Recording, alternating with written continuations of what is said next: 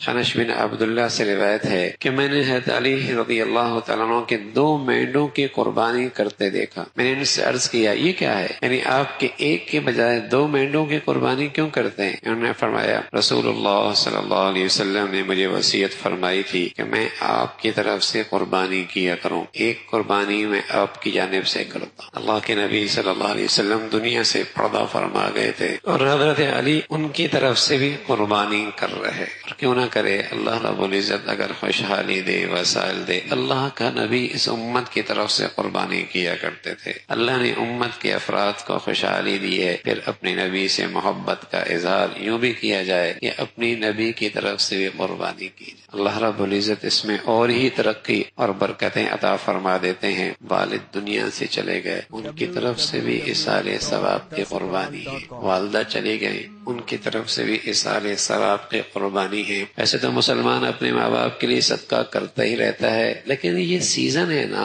یہاں اجر زیادہ ہے، بدلہ زیادہ ہے، عطا زیادہ ہے۔